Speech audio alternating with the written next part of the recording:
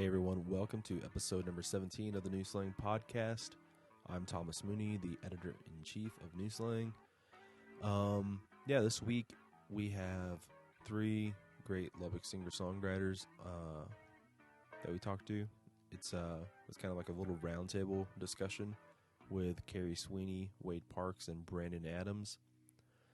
In this episode we talk about a lot about like Lubbock music and a little bit of the history of Lubbock music, what Wade and Cary and Brandon kind of, I guess, like their startup here in Lubbock as songwriters and performers, and how they became vital voices in this scene, and how they've seen the town change and seen how people view music from here, all that kind of stuff. Anyways, we'll go ahead and just get on straight to the interview. So, here it is. Okay, so I'm sitting here with Cary Swinney, Wade Parks, and Brandon Adams at the Blue Light. I think like right now, would you guys agree that Brandon is kind of like the bridge from like that 80s, 90s Lubbock music to what's going on right now in town? Yeah, I would say so. What do you think, Brandon? I don't know. It's a lovely question for me, I guess. Well, I think like, you're the one who had this idea of doing this. Well, yeah, absolutely. Yeah. I mean, I didn't intend to bridge anything. I guess I did, but I wanted the younger songwriters here to understand and realize they have so much to learn from around them in the city of Lubbock and the people that play music here for a long time. I don't know. I suck at answering questions, Thomas. I know. This is just supposed to be a conversation. You're acting like once I hit recorded, you changed into a different I know. I'm going to get a drink real quick. I'll be right back. All right. And Wade wants one. Yeah. I'd say chronologically. I'd say ask Wade. Chronologically, Brandon does come along at a point where I was just kind of starting to play gigs around here, and I remember BA with Swamp Donkey doing there was a terrific set at what is now Rocky LaRue's. It's been several names, but that's right. I saw a couple of their jams there, and then not long thereafter, you and I were doing, I think there was some Stonegate, South Indiana gigs, and that wasn't very, I think it was 01, 02. Oh, yeah, it was 01, far 01 I into think. 0000s. Yeah. But if you're talking about a bridge, then I was kind of just getting my foot in the door around here, but you and I were playing music right there. We were. Wade and Garland Peterson, who were doing this night for as well, they were the first two guys that I'd ever seen play acoustic here in town. When I was a sophomore in college at Tech, I just started playing guitar just because I went into video games and whatever. So I went down to Mesquite's. If y'all remember the old Mesquite's, they had the tree growing in the middle of the bar. It was really cool. Yeah. And they had this really awesome open mic that Garland ran it for a while, didn't he? It was the Greasy Finger Jam. Yeah, the Greasy Finger Jam. So if you showed up, they had a keg of Lone Star and free barbecue if you got your guitar out and played a song. So I thought it was awesome. I was 19. I was like, they make places like this, So I saw Wade play it, and it was really awesome because I had never seen anyone play something that they had written in a way like they do here, especially in Lubbock, but like how Wade did it, and it's real. Don't shake your head, Wade. Yeah, and he learned it from Cary. Yeah. Yeah, and then Cary came into the picture. I meant to make friends with Wade because I was just enamored with what he did, and I wanted to do it too. So I meant to become friends with you, and thank you for not running me off. And then I met Cary hanging out with Wade, and I was like, oh, it just gets better. Like they just keep going. And then dudes like Richard Bowden start showing up. Yeah. And it's like, man, how deep is this hole of awesome music here in this town? It's let me tell you, of course, I'm a lot older than you guys, but there was a serious subculture that went on around here in the 80s. And I met Richard in 87. there was an old, and that talk about a bridge. There were the old guys like Richard Bowden and Jesse Taylor, and I wanted to meet all those guys, and so then. Because of, if we're going to talk about bridges, because of those guys, then I got introduced to an entire, group of Lubbock people that I knew of, but I never really thought I'd be able be getting on stage with them and singing and stuff like that. And Bowden was just, of course, he's a phenomenal player. Number one, he's probably one of the best musicians I've ever known, but. That subculture, I don't know how much of a subculture we still have. Back then, there was a lot of LSD around, and we were all taking LSD and smoking a tremendous amount of pot. And those things were just like after gigs and stuff, everybody would meet at the same place, and it was sort of an old farmhouse north of town, and that's where I met Jesse Taylor and Richard Bowden and Joe Ely, and this old farmhouse. It was 10 miles north of Lubbock in the middle of a cotton field, and so when you went out there, they had like mushroom tea. One refrigerator had nothing, but the whole refrigerator was dedicated to mushroom tea. So you just instead of going to get a beer, you had hallucinogenic mushroom tea in the refrigerator, and all this music was just fantastic, and I thought, man, I have found it, I finally arrived. And then Richard, the first time I met him, he said, "Did you write those songs?" And I said, "Yeah." And then we just hit it off, and then that again introduced me to other people. And Wade and I guess that came along probably about 10 years later, because you were probably still a kid somewhere going to school when you showed up. Yeah. But would have been moved up here in 90, so about 93, 94, we were starting to go see shows at Great Scots. Yeah. Oh, really? I didn't. Yeah. I guess so. Yeah, that whole Great Scots thing got brought up today because of the passing of Garland Peterson. He was only 16 years old when he was first coming out to Great Scots. I didn't know how old the kid was. He was just in the audience, I didn't have a clue. Oh, yeah, we opened for the Interstate Man once. Yeah. Garland and Sean and John Rohr, I think. Yeah. And then I actually met you, Brandon, I think at Wade's house one night. Yeah. And I had a diarrhea that night. I remember it because I was in a real shitty mood. And I just, I told Benay, I just didn't feel good. I remember that night very well because later on I said, I bet everybody thinks I'm a real prick.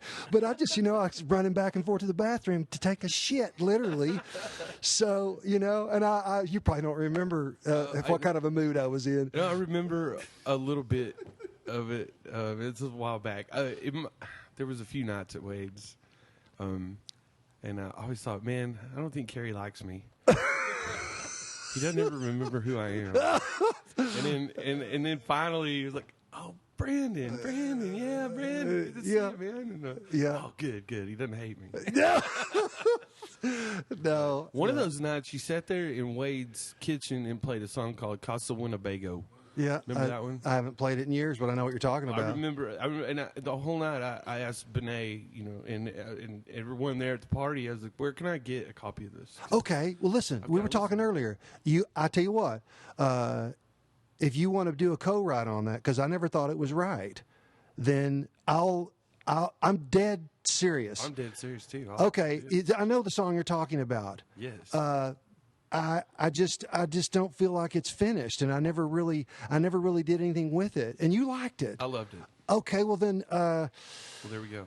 Okay, let me see. I think I've got it. Maybe I've recorded it. I'll have to go see if Alan Crossan's got it recorded somewhere, because I have some version of it. It needs to be fixed.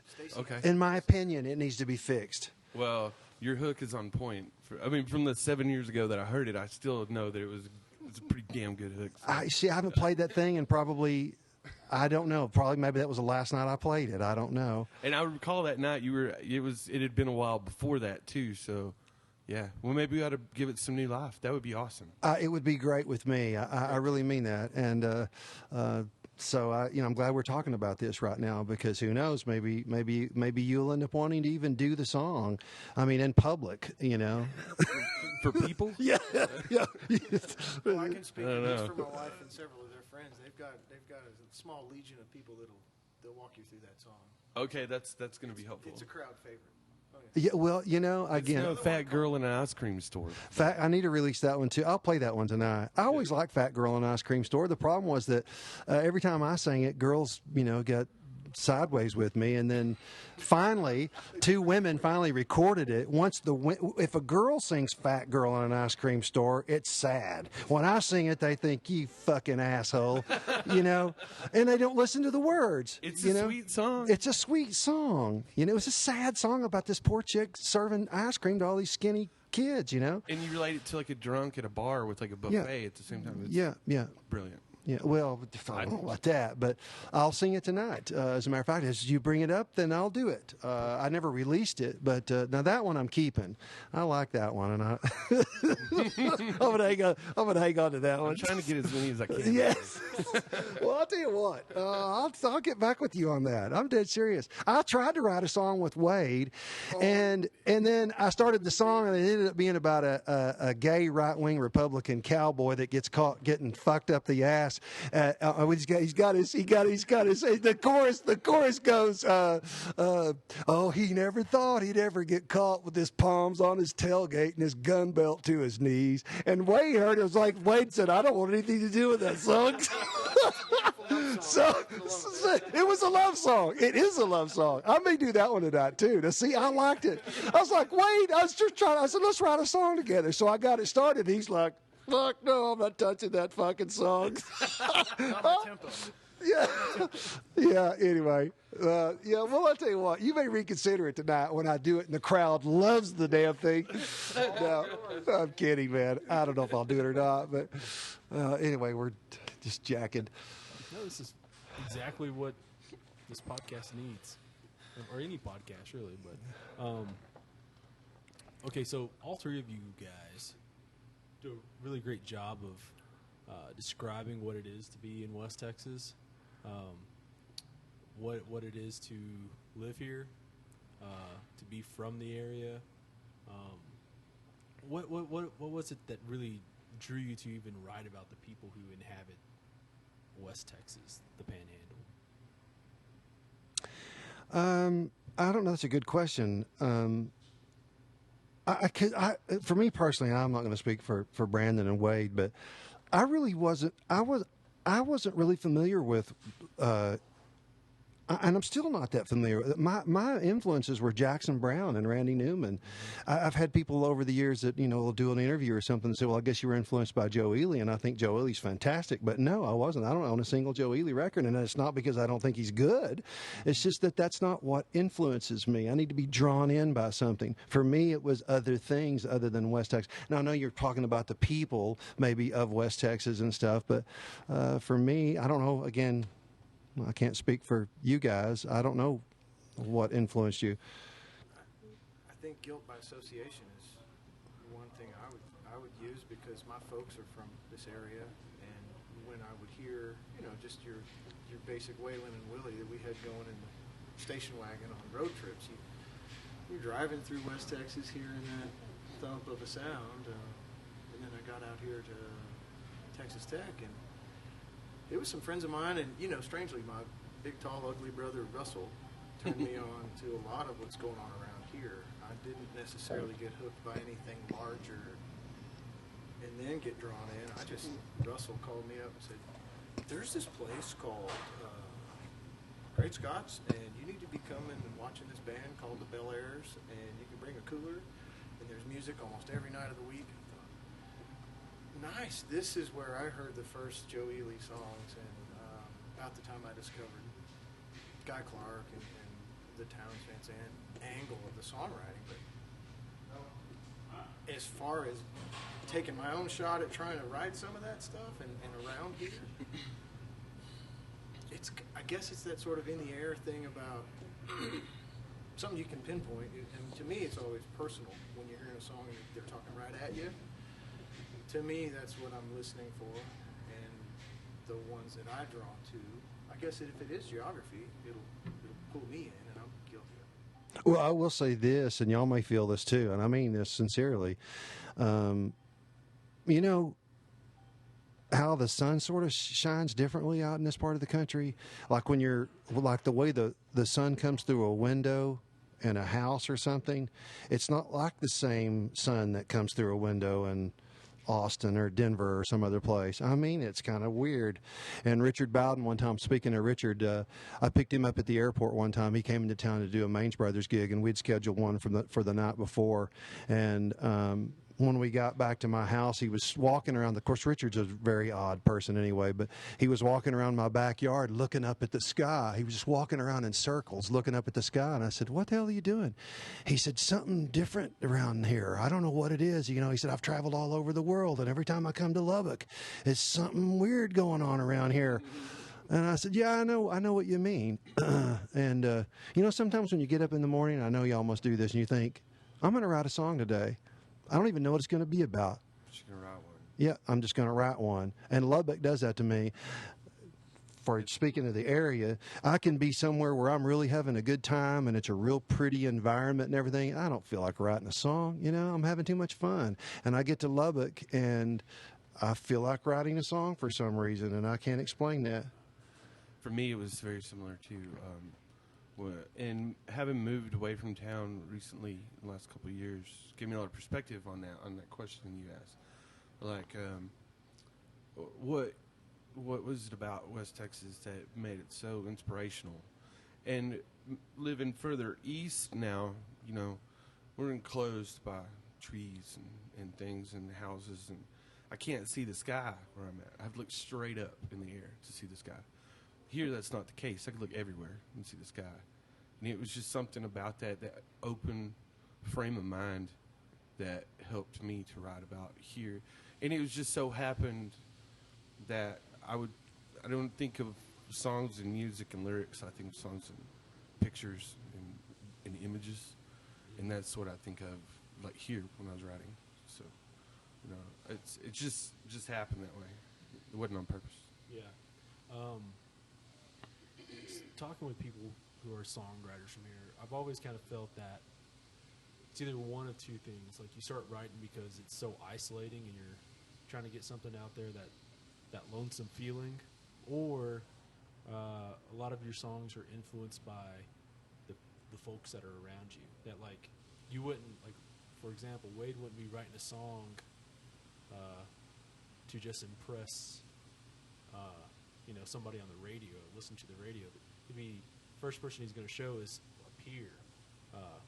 You know, he'd show it to Brandon or whoever. Do you feel that's true for you guys? That, like, you know, a lot of your songs come from just being isolated out here, being that trying to capture that lonesome feeling, or that feeling of trying to connect with people that you know on a first name basis? I don't know. For me, I don't know. I can't speak for you guys again, but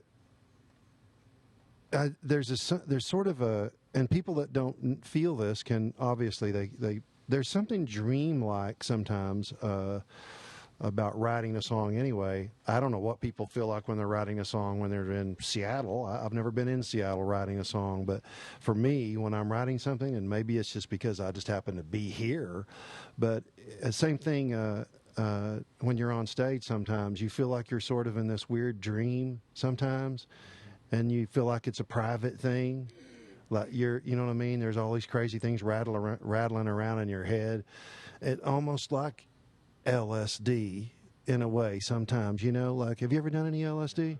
No, you should try some. I think it would enlighten you, honestly. I really do. You should try it at least once anyway. I mean, really, I can probably get you some if you want some. I just go down to probably just ask some college kid for it. But listen, if you are going to do LSD, not to change the subject, but if you are going to do LSD, you need to do it with people that you really know well.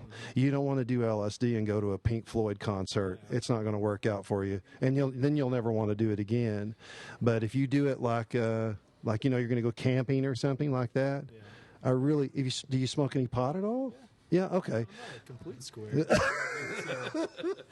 Well, you really ought to try that, Tom. I really, I'm sorry, you said your mother called you Thomas.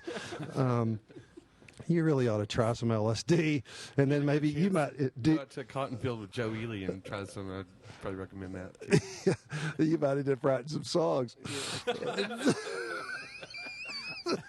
Listen, Questions to be answered for you already. yeah. You know, I've tried to write when I'm really high, but it never works out. I have to perform and write sober, you know. But again, it's sort of like a trip when you're writing something. And not to get off because we are in West Texas, and I guess that does influence people to write. I know it has me, and I don't know why. I don't really know why. I've never tried to write anything, and I know I've heard their material too, and they're not doing this either. But I've never tried to write for the radio ever. I've always tried to write what I really wanted to say, you know, about whether, for example, whether the God exists or not. You know, I don't have any idea if God exists. Well, that inspires me to write about it. And also, I think that's one of the things, maybe y'all feel this too, but there are a lot of churches in this part of the country, and that's enough to piss you off right there and want to write, you know. Especially when you run into these people and they have that thing going, you know, where you realize that if you said even the slightest thing that they might not agree with, that you're fixing to have trouble with these people. You know what I mean? Because there's, yeah. I was actually going to bring this up later. Okay. But Sorry. no. I mean, like, this is just supposed to be a conversation, not like I don't have like questions in my head. Something like to touch on your question though, like an alternative part of it, I guess, is something that has really influenced me personally, being from Lubbock and writing songs, West Texas style, whatever you want to call it, was the first few years I got started here. And there for a few years in Lubbock, and for a lot longer than I could realize, I guess, but there was this thing called the Lubbock Stare. I'm sure you've heard of it. I'm sure everyone's heard of it. If you played music and drove through the town, you probably played for hundreds of people, and none of them clapped for you ever. And hardly would even make eye contact with you. But then when you would get done, you walk out the door, they'd be walking out, they'd shake your hand and be like, that was amazing, great job. And where were you? Where were you? I needed your encouragement, you know, earlier. But the town's not like that anymore. But I remember for quite a few years, I would write songs just to spite those folks. Be like, look, you know, we could do this. We're good at this shit here. And, you know, I would just write just because I was pissed. I mean, part of my experience here, I'm not speaking for these guys either, but you know, sometimes adversity makes you, it challenges you. I'll speak to what you asked about the personal issue of sharing it with people. No, I don't think anybody I know is writing to get on the radio. But one of the first times I remember thinking, oh shit, write this down. Get a pen, write it down. I didn't even have my guitar with me. Told Stacy, I gotta go. I'll be right back. Ran to my house. I physically was shaking. My heart rate was up. And to somewhat lesser degree, when I come up with a song, I'm mainly just trying to keep up with my pen. And if that's going on, I'm going, it is that sort of dreamy feeling like, oh, okay, this song's going to be about this. And that line sounds fun too. I would hope to someday delve in and really craft a song like the Cary Swinneys of the world. I'm guilty of just kind of leaving it the way it's at, and I'll tweak here and there, but far from really crafting and building one. But for me personally, it's around 10:30 in the morning. If I can have some coffee and be nice and relaxed with the guitar out, there's a good chance if I have that feeling of, oh, here comes one, boom, it's out. And the first person I do want to share it with is a peer. That kind of goes around and comes around. You show up for Swinney's for hors d'oeuvres and Michelob Ultras, with or without LSD on the table. He's going to be picking a song, and it'll be, hey, what do you think of this? And he'll be on his mandolin playing some whacked out tuning. But to have a place where you can just check in on somebody, and they're going, what are you up to? And you say, well, here's one, and it's a new one. You can bounce those ideas off each other. That's the encouragement, I think, that a lot of crowds are really not going to, at least for me, it's not going to boost me as much as that reciprocation. Well, I've been guilty of shock value for years. I do it, man. If I'm losing them, fuck them. I do the abortion song, or I do something. I think I do Leave It to Your Beaver or something that if I were at a serious gig, I would not perform. But I think, well, if you're going to do that, you're going to do me this way. Then they go. Then they become, Then you realize just how shallow these motherfuckers really are, And then you go, okay, well, I see where I'm at now. And you go looking over your song list again and going, okay, it looks like I'm going to have to do What If God is a Woman and Jesus is a Black Man, just to get their attention. And then, if you're lucky, you get to do one you really want to do, But, yeah, I'm guilty of the shock value thing for sure. I keep them on my song list at all times. It's like they're in a little box off in the corner. And if you're not going to give me any attention and of course, we're all children.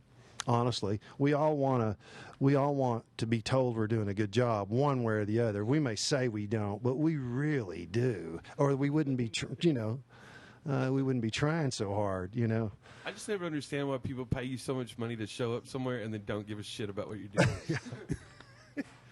In situations like that, you probably booked it a couple months ahead of time.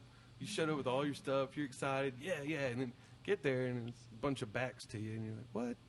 And then you got to pull out the songs, and then they turn around for sometimes just a minute, sometimes for the whole night.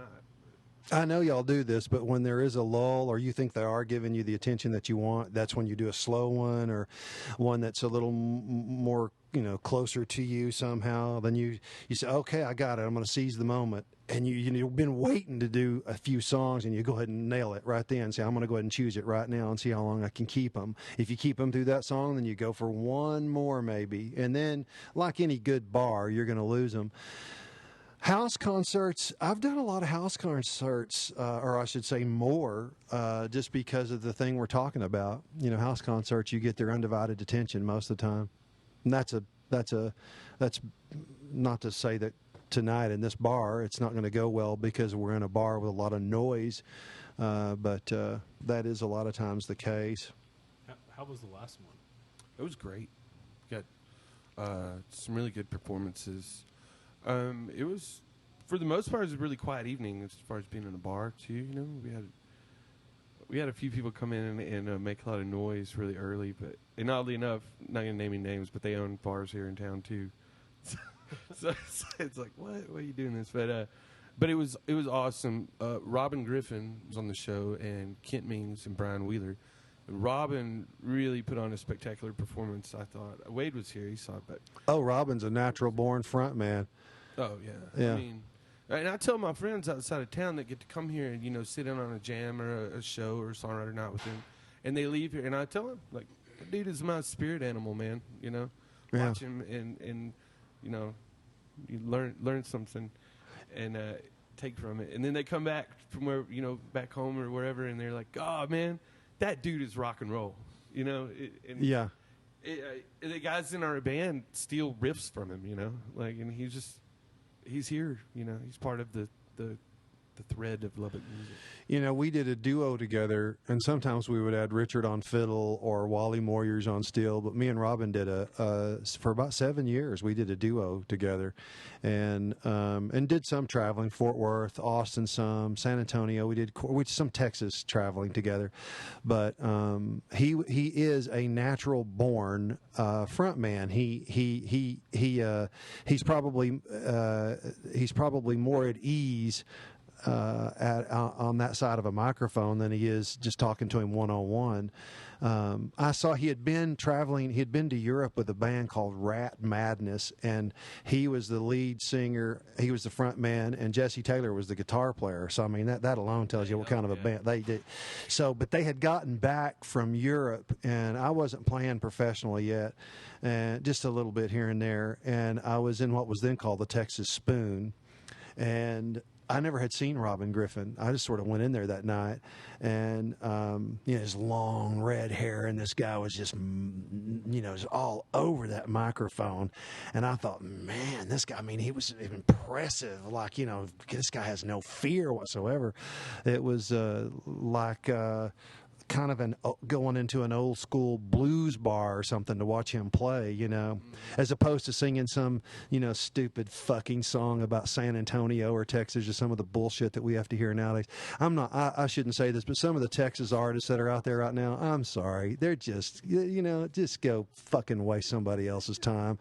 I'm sorry. It's pathetic. Some of the bullshit they think is good. And what's sad is some of these people have really good audiences, are making really good money, but their songs are just, all they're doing is copying old Jerry Jeff Walker and Guy Clark stuff. And Jerry Jeff Walker and Guy Clark were the real deal. But these guys are not, And it's like their fucking audiences are so shallow that they don't know. You know what I mean? I don't know what the hell's going on. Am I wrong or not? No, it's like when you take a song and you make a clone of a clone of a Of a clone, yes. song, and it's like so fucking backwards that you're like, what the fuck is this? And why do you people like it? Because you know where it came from, and it's just it hurts to see that be what's popular. Yeah, I was doing a gig.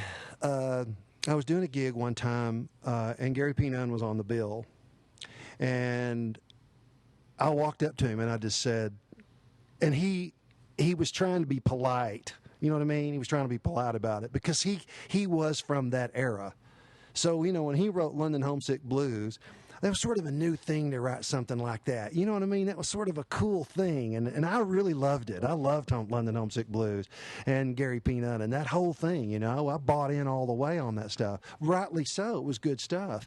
But that's what I said to him. I said, and he tried to politely sort of dodge what I was trying to tell him, but that's what I said.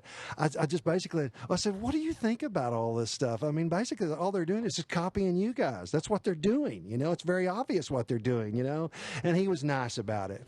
But I could read his body language. He's thinking the same thing I'm thinking, It's very, it's sort of childish or something, It's just, God almighty. It's for the kids, man. Yeah, it is for the kids. It is for the kids, and there's obviously a huge amount of daddies and mommies' money that pays, the way for these kids to go pour beer on one another and watch a show, And Get that artist a bus to ride around Texas in. Yeah. I mean, and this isn't a jealousy thing, honestly. I don't want their life. I was interviewed by a Lone Star Music magazine, and they asked me why I had been given the opportunity to open for some of these guys, and I was serious when I told them I'd rather stick a goddamn shotgun into my mouth and pull the trigger. And I meant that. It's a specific way of life that you have to commit to do that, for what those guys do. It's a commitment to that music. It's a commitment to their audience and to just financial commitments that are crazy. But it's amazing how those things come to be for them, and it pays off. It does. It's weird. You would think the more authentic music would be what pays off in the industry, but it really doesn't. No, I think part of it is that, these kids who are going there are 18, 19, 20, 21-year-olds. And anytime you hear them say, I'm going to go to insert name here concert, it's not because they go, oh, I love this guy's music. It's always, hey, there's going to be a whole lot of girls there, and I'm going to get completely fucked up. And it's a party. It's not necessarily it's an event. It's not a music experience, And that's kind of like what you're saying about the whole clone thing. I was telling somebody about how, like Jerry Jeff Walker, Robert O'Keefe, those kind of guys, when they're singing in a nasally voice, that's just like their natural voice. And then all of a sudden, guys started copying that, and they're not even necessarily a nasally voice singing. They don't necessarily need to be singing that way. They can sing another way, but then it's just been ingrained that, I should sing this way. And so then now we're 5 generations in or something, 5 copies in of people singing. Yeah. We could ask Jerry Jeff Walker. He'd probably say he got it from Willis Allen Ramsey or somebody. Yeah, possibly. Or something. Yeah. Possibly. It's, again, it sounds tacky to be talking this way, but, we're only going to live once. We might as well tell the truth about how we feel about some things. And, it's just nonsense. It's not that, again, you don't want take somebody's living away from them. You're not going to do that anyway, but you're not drawn into, I won't name any names, but you're not drawn into that stuff. Say like you are someone who really did write something that they truly did feel strongly about some particular subject. You are drawn into those things, and when you're driving down the road or you're late night, and you've only got a lamp on in the house and you're listening to some old music of some kind, you don't want to listen to a party song. You know what I'm saying? Yeah. Part of it to me is like some of these guys are 35, 40, and they're singing to a college crowd, and I just don't know what they're getting out of that other than the monetary aspects of it. But it honestly kind of comes across sleazy and borderline creepy. I'm really glad. Hey, man, I'm really glad you feel this way, Thomas. I don't know you, but I like you a whole lot better. I play for college kids sometimes. No, I mean college kids are cool. I mean, I like them. They're not. Well, no, I'll take that back. They're all right. They're all right, but you know what I'm saying. I do. Yeah. So, I was a college kid, ran with the college kids too, but it's a question of where are you going? What are you shown? What do you have in What's common with available? those guys? And when we were just going any night of the week to see DG, Kent Mings, Robin Griffin, Cary Swinney, Dangerous Dan, there were bands playing amazing world-class music in Lubbock. You just had to grab a Caprock sign, pick one, and go. Every day. And we knew that if you went to one of these joints, you were going to get a solid music event. And if there were people there also enjoying it, cool, good for them. Well, and the players, the sidemen of people that you're talking about, the sidemen, like when I was a kid, you could go to a club called Fat Dogs on 4th Street, and I remember seeing Stevie Ray Vaughan there for $2 because no one knew who he was. But not only was Stevie Ray Vaughan good, but the people that were playing knew how to play their instruments. They didn't just do a lot of rhythm stuff. They actually had mastered their instruments. I could just name one band after another, but and that's another thing that you'll turn on TV sometimes, and you'll see somebody on, like the old David Letterman show or something, and you don't really see anybody that's really playing any technique. I'm no lead player by any stretch. I am not a lead player, but there aren't as many good lead players as there used to be. People are sort of getting away also with, I think, the tricks that are happening in the studios, and so that when they have to go play live, they're sort of marginal. Because the stuff that's going on in the studio. There was a music critic down from the Austin area one time. He said, "Hell," he said, "I don't know what I'm listening to anymore." He said, "Every CD I get's perfect."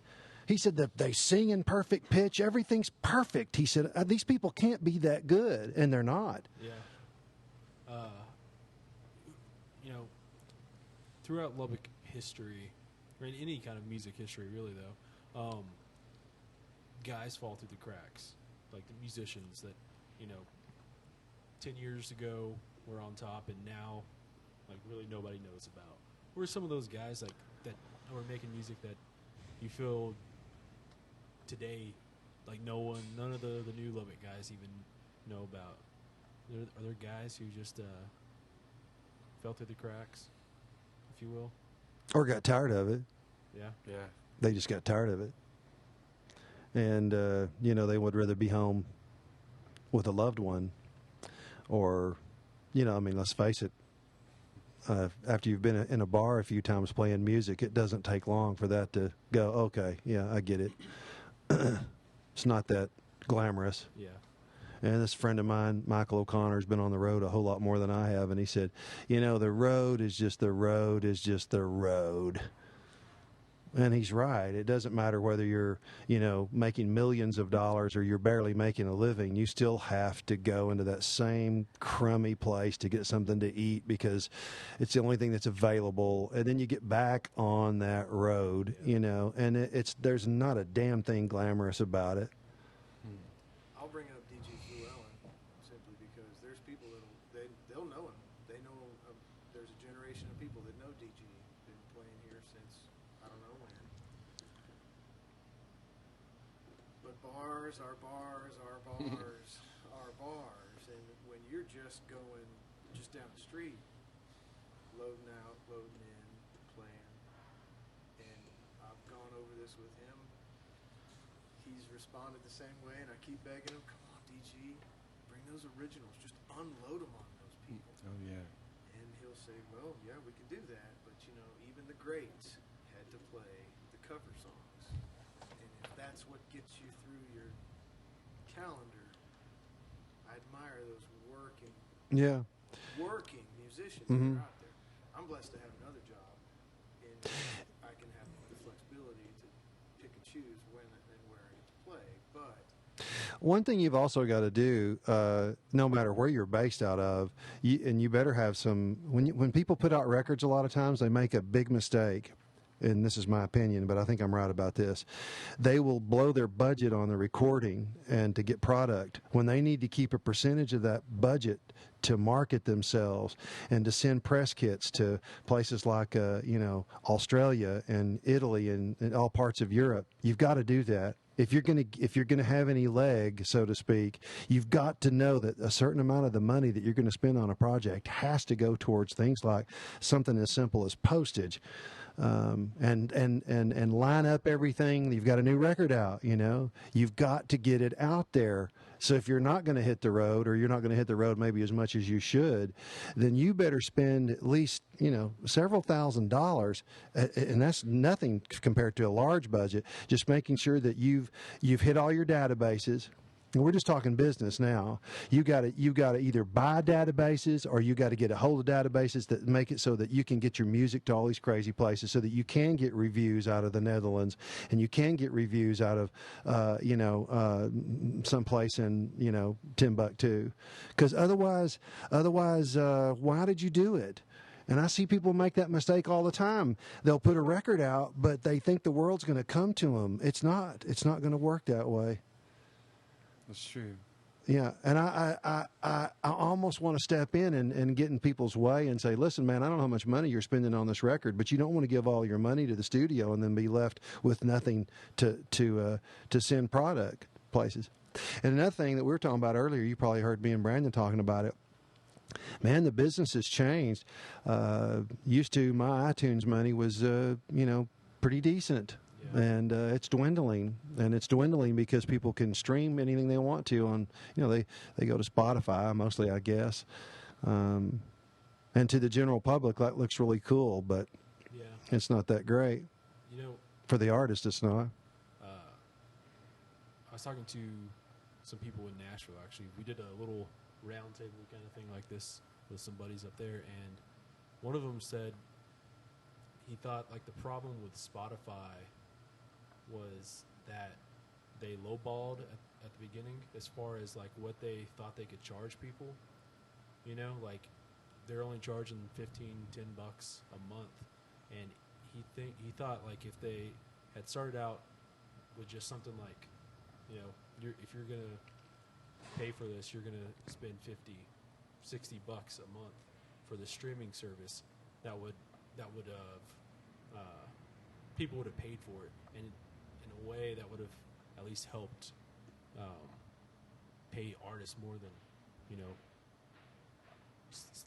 slivers of a penny per play. I don't know how much it would have done. I don't know. Overall, but, like, Those rates that they pay the artists are set by the rate court already. Yeah, I don't understand. So yeah, I mean, maybe if they had more, they charged a higher fee, they could probably take care of artists more than that. But those rates are already set by court, so that's what they pay. I don't know how it works though. Well, I guess to historicize it a little bit, a long time ago after World War II, there was monopolies by BMI and ASCAP, and they passed some legislation with these things called consent decrees that like limited how you can license music and everything. And they sent and it was, the legislation was decided in New York, was where the bill came from. So the rate court in New York is what sets all of the prices since World War II for all that distribution, like for Spotify and everything. So the new legislation right now is proposing that they take the rate, the system away from the courts and put it in arbitration. so that way that you as an artist can negotiate a better fee.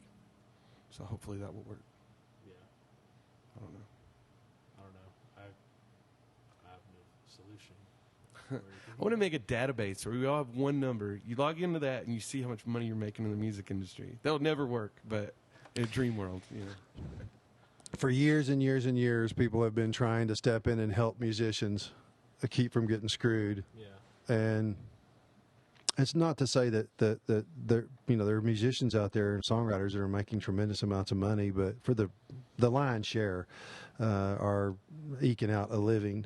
You know, you'll see somebody sometimes you really think the world of them, and you realize how great of a songwriter they are or whatever, and then you realize you hear some story about them or you read some story about them and you go, oh God, I had no idea they were barely making it. And there's some really good songwriters out there that are just barely making it. That's a shame when you've got, you know, Achy Breaky Heart. I know that's an old song, but you've got some piece of shit trash like that makes a lot of money. You know what I mean? It's sad, you know, it really is. Harumph. Yeah, I'm glad, Thomas, that you said it was okay to cuss on your show, because you know, really, this is how we talk around the house. I don't, you know, so that's wonderful. You know, it could have been the other way. It could have been, I asked you on the front end if it was okay if we said whatever we wanted to say, and you said it was. And I was really proud of you for letting us do that. Well, I hate the idea of censorship. So how does that work? How are you going to, I mean, where the hell are you going to air this with fuck this and fuck that? It's I mean, just going to go on iTunes. Oh. You just put a little parental advisory. great. Hello out there. So, Yeah. Well, it's just wonderful. Should we We not be should- so negative now? Yeah, let's do this again. He said, "Come to my house." Take two. Yeah, we'll do it. We'll do it on LSD next time. Yeah. Oh, that would be fun. It'd just be one big bunch of laughing. Is all it would be. Do you remember that Tommy Hancock record where they were in a cabin in New Mexico and he dosed everybody, and the whole there's about 15 minutes of the backside of this record. All it is people laughing, and then the laughing it dies down because they're all high on LSD, and the laughing dies down, and then they go again and start. Tommy Hancock. Did y'all know Tommy at all? Yes. Okay. Well, Tommy, of course, is still alive. But I'm trying to write short stories right now. I'm trying to write. I think I've got enough for a small book right now, but I don't know if anybody would want to read it to be the problem. I'd have to, you know, try to sell it online or maybe do an ebook or something. But I've been thinking about all these stories, but Tommy Hancock stories they are numerous. And one of the funny stories on Tommy Hancock was of course, he's old West Texas. Tommy Hancock goes way back West Texas, but he had the Supernatural Family Band. So he'd given all the family.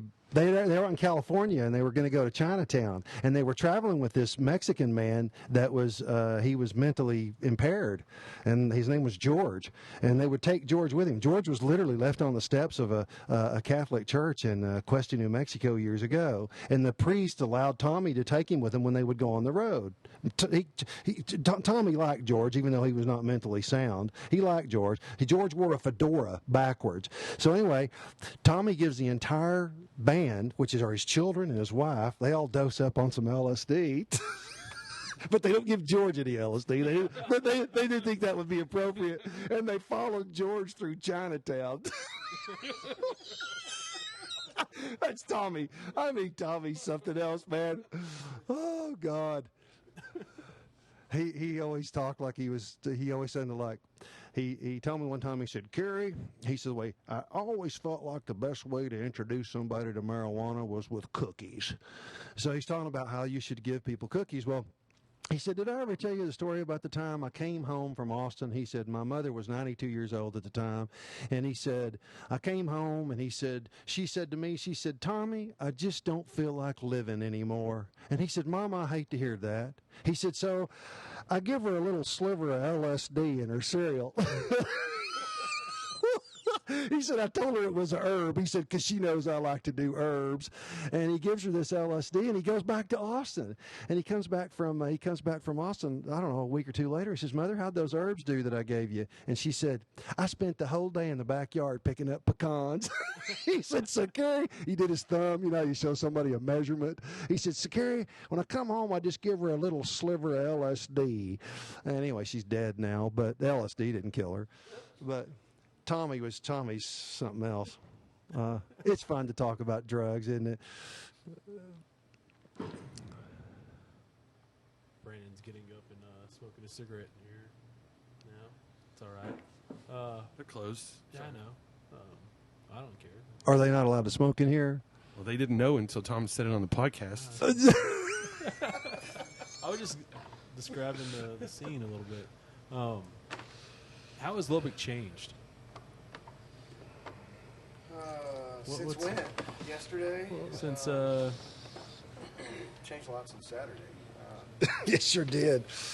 Yeah. Having moved out here in '90, I could see that at least if you're talking about the local music scene, I could see how it was on a peak.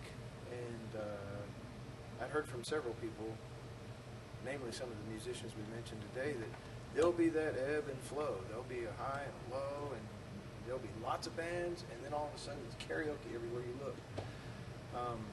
It sure feels like we're on the way up again. There's a lot of bands playing. There's a lot of venues in town. And some of them, like the Blue Light, are moving through some circuit bands that are really playing some good music. How has Lubbock changed? It's been a good home to me for more than 20 years. I'd say, the growth is not only in the population. There are a lot of musicians playing right now. I can't speak for what Brandon keeps calling the younger crowd. I've been out to some Monday night songwriter jams here in the last year or two, and there's some really good songwriting going on. The musicianship is top, high class stuff. I get a little nervous just getting up on a Monday night and it's just songwriters watching, which is really more nerve-wracking to me anyway. I think it's growing. Mm-hmm. How much of that growth is seen from outside looking in, that's a different question. Yeah. I don't know. I think like Lubbock's getting a whole lot of buzz right now, and I don't know if like people outside realize that in a way it's still kind of like a boring place for long stretches of time in between those nice shows. You know what I'm saying? Like, I don't know. I was talking to some folks back when Terry Allen had his Lubbock on Everything show. There's some people coming in from California and Philadelphia, and they, we went to this after show at Crossroads. Yeah. Rattlesnake Milk was playing, and they're like, "Man, Lubbock is fucking awesome. This is amazing. You so lucky to live here." Blah blah. And I was like, "Yeah, I really like it, but you're just seeing like an awesome day. There's a lot of time. Like you got like a warped sense of what's happening, and I kind of think like a little bit of the outside looking in has that warped sense that like, and I think it's probably the same way that we look at 70s Lubbock, that the Flatlanders, Ely, or like Terry Allen and all those guys were just making music in 1 year or something like that. Now, of course, that's over long stretches of time. I don't know. I think that Lubbock's changed quite a bit since I've been here, and I got here in the late '90s, mid '90s, and there was always great bands here. Ever since I can remember being here, and what everyone's told me before I got here. And yes, you're right. This is a bubble, and if anyone sees this town warped, it's us, because we live here in this bubble, and we're gonna shelter ourselves. And the thing the thing that I think has changed the most is the audience in Lubbock, the participation of the people in town. I know it was probably like that at another time before I got here, but over these years, I've seen much more people be involved in their bands that they like and they're friends with, and support them a lot more than they have in the past. It's just a different thing, and I really think the internet has really changed a lot of what we do here as far as communicating with each other. Because before, you really wouldn't know who's playing where. You'd have to see a poster, you know, or something like that. So, or read it in the paper, which not everybody who's a musician reads the paper, so or likes music. But the participation here, especially, you know, with the songwriter night, Wade was saying the songwriter night, that's one of the major things I saw make a difference as far as getting people into it. And letting have the people, all these guys like us that sat here for years and wrote songs in our garage or our kitchen or wherever, or with each other, you know, it gives you a place to go share that without having to do it in the corner of some Mexican food restaurant, you know? It gives you a nice stage with good lights, great sound, and people who give a shit. And that goes like way further than playing in the back of some nacho shack for fucking $100 and a couple of thank yous, you know? So it's gotten a little more professional, I think, and people looking at Lubbock outside. 'Cause, you know, I moved away from here a couple of years ago. I come back all the time, but I see what they think, or like I see how they react when people talk about Lubbock, and you know, and then they tell me their own opinions, and a lot of them they want to be a part of it. You know, they're a little bit jealous because maybe their community where they're from doesn't have that same kind of participation. You know, they don't have people that'll come and that know the words to your songs after they listen to them a couple of times. You know, that's kind of not, I'd say, unique to Lubbock. It happens everywhere, but it's something we have going on for us here, and I think we should embrace it and only make it better, as opposed to take the usual stand and, you know, kind of bitch about how everybody's getting younger and I'm getting older and no one understands what I fucking do anymore. You know, so you know, just try to pass that shit on to these younger dudes, you know, the younger guys that Kuwait's talking. I mean, like, anyone younger than 40.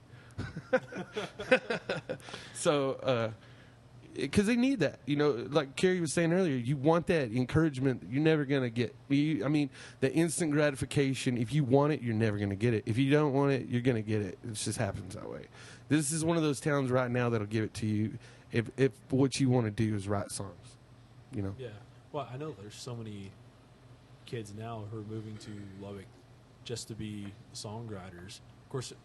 That really? Yeah, like there's been, you know, I would say at least like 10 people I've met in the last I'll be year damned. or so have met, or not in the last year, maybe the last 2 years, who, well, for example, like Cleto with Flatland, he went to Tech over here, but like the ultimate factor, like or the deciding factor between Tech and I don't know where his other secondary school was oh well, Lubbock music, guys playing Lubbock, you know. Go to South Plains and ask half of those guys out there what they came here for.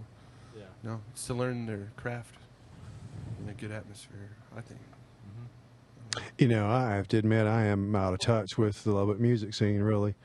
I just felt like I needed to go elsewhere. I still live here, but I don't play near as much as I used to. But when I was really trying to chase records, as I say, and try to make sure they were getting sold and getting airplay, I knew I had to get out of here. Yeah. So it meant maybe playing to audiences in the beginning that your numbers wouldn't be very good, but you'd make it a point to go back to that club and go back to that place and go back to the place until you built something like anybody would. But, you know, you got to remember also, I mean, not to get philosophical here, but there is a lot more to life than music. And some of these kids, like we were at one time, you know, you sort of get, your eyes are kind of, you know, you sort of have some odd dreams, I guess. As you get older, though, it's true that many of the people that I used to play to in Lubbock are either dead or they stay at home now. They're older. They don't want to go fight college crowd, and I don't want to have to go fight it either. Yeah. I'm real curious to know what's going to happen here tonight. Yeah. This is the first time I've been in this club, and I don't know, probably 10 years, and it's not. I don't even know the people that own the club. I don't know them personally. I don't have. But the last time I played here, it was pretty rough, and it was because it was people were more interested in sniffing pussy than they were trying to listen to a show. And I didn't come here to watch a bunch of fuckers sniff pussy. You know what I'm saying? Yeah. You know what I'm saying? Yeah. Brandon. I dare you call everybody a bunch of pussy sniffers. Hey, listen, I like pussy just as much as the next guy. I was gonna. You have like 3 shows on this series, this Lubbock Legend series. Mhm. Are you wanting to expand it to being like A thing? like a thing? Yeah. Yeah. Like a regular. Well, yeah, and because we got Cary, Wade, we had Robin, Griffin, Kent Mings, and then the next one we got DG Llewellyn and Mike Pritchard, who have both been here for a good long while. And DG, man, my favorite, my ultimate favorite, really. Cary's close second. I tell you the thing about DG, not to interrupt. DG's his meter is impeccable. I mean, he has perfect timing. He's a drummer. Yeah, you can tell it by the way he plays the guitar. So we got DG, and then when I first put that lineup up, everybody's like, "Oh, that's so great." Well, what about John Sprott? Well, what about I was like, of course. I mean, there's like so many guys who are literally legendary here that should be on this. But the problem is, we're trying to space it out and really represent the whole music community. So obviously, I couldn't fit everybody in through this summer, but I really want to do one over the holidays, like Christmas. Maybe one night, make it a bigger event, and have a little bit bigger showcase. Just to make sure that we cover a lot of the music that's not represented this summer. Yeah. Charlie Stout, who's opening tonight, I know he wanted to kind of, on Monday nights, he wanted to enforce that anyone who was going to play Monday nights had to come to at least one of these shows to play the next Monday kind of thing. Yeah. I didn't necessarily know how plausible that was. The But I thought it was a good idea. Absolutely. Charlie has great ideas. It's just like it's hard to enforce them. Yeah. How old of a man is Charlie? He's exactly my age. I think we're the same age. 30. I'm 38. Well, maybe I know Charlie. I don't know. Is Charlie? What's Charlie look like? Like a mangy coyote. Well, then he should be easy to find it out. Yeah. Well, Well, what did Charlie? Well, if he was here, I'd say nicer shit about him, but he's not. Yeah. I don't know. Yeah, he has great ideas, but how are you really gonna enforce that? I mean, but he's also one of the guys that's a big proponent of the listening room only thing for Mondays, which I totally agree with, and tonight too would be a great night for listening room, but it's just. So, we need a sergeant or something around here. Just like Sometimes, this bar, looking at this bar right now, of course, we're sitting in the dance floor doing this interview, but sometimes if you can talk a club into pushing the tables and chairs right up next to the stage, and you can create that. we're about to once we kind of get this thing. Oh, really? So y'all do that? Oh, yeah. Yeah, I mean, many a time, with old Richard Bowden, he'd be going to the manager or somebody and saying, "Wait a minute. Can we move some things around? Is that okay?" Because that sure does help if they're right on top of you. Otherwise, they feel like they're at liberty to talk about whatever they want to at the back of the room, And that's... Yeah, I think we're about to do tables and candles and stuff here in just a One second. time saw Richard put his fiddle down, and it was you and him and Robin. He walked over. Can't remember what the venue was, but he just simply said, "Look, we're not a dance band, so you don't need to have that there." Yeah. And he was requesting really professionally. It was neat to watch. Being on the road, Yeah. seeing them all. I have to mention one thing that BA's got that's a really good hook at this joint is the time. And if that's an age thing, then so be it. But a lot of people that may come out and watch me or Cary or some of the other names you've gathered here, whatever the math may be at hand, watching shows that start at 11 are not really that crowd's cup of tea. So if you're going to bring in a listening room atmosphere, I think you're on the right track by having an early session that way and then open it up for the late night crowd. Oh, yeah. On those nights. But for the slower summer crowd, I think you're on. This is a really, really neat thing to be involved. Yeah, and good job to the Blue Light too for being, they'll work with you here on anything. Well, you've done a great job putting it together. These guys are extremely nice. They're the best in the business. Like, for real. They really are. And so when we came to them with the idea, they were like, whatever you want to do, place is yours. Let's have fun. Whatever you need, give us a call. So Yeah. and that's been the case since I've started playing here. Yeah. Well, I guess we're coming on an hour here. 30 minutes until doors open. I guess you guys want to do a sound check and everything. So thank you guys for doing this, first off. Yeah, thank you. I'm honored that you got in touch with us. And Brandon, thank you. I appreciate you, including me in your songwriter thing here. And hopefully you'll have a good run with this and you'll be able to continue this. I hope so. I was kind of counting on y'all's headliner draw to make it all happen. So no pressure. Well, I will say this. It's going to be a rather interesting night because of the passing of Garland Peterson. So it's going to be a rather somber evening, but that's okay. We all have to, we do these things.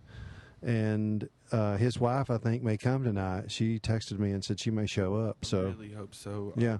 I wanted to bring his guitar so we can set it up and over here and fly the missing man formation on the stage tonight. Hey, do you have her phone number? No, but I mean, if you wanted me to, I could. Oh, okay. Yeah, I don't do Facebook, so I'm so out of touch with that kind of thing. A phone number's cool too. Yeah. It's easy. Okay, well, you guys know more about that techno stuff than I do. Yeah, we'll give her a shout and really want to make it about. I'm gonna try to make it fun too tonight, not completely. Yeah. sad. Oh, yeah. Sure. Hell, Garland wouldn't want us to all come in here and cry in our milk. Well, I got the Blue Light to donate a 30-pack of Coors Original, his favorite beer. So at some point tonight, we're gonna pass them out, and I'm thinking shotgun. I don't know, but Okay. at least a toast, Yeah. at the very least. So we'll try to liven it up a bit. Thanks for having us, Thomas. Thank you, Thomas.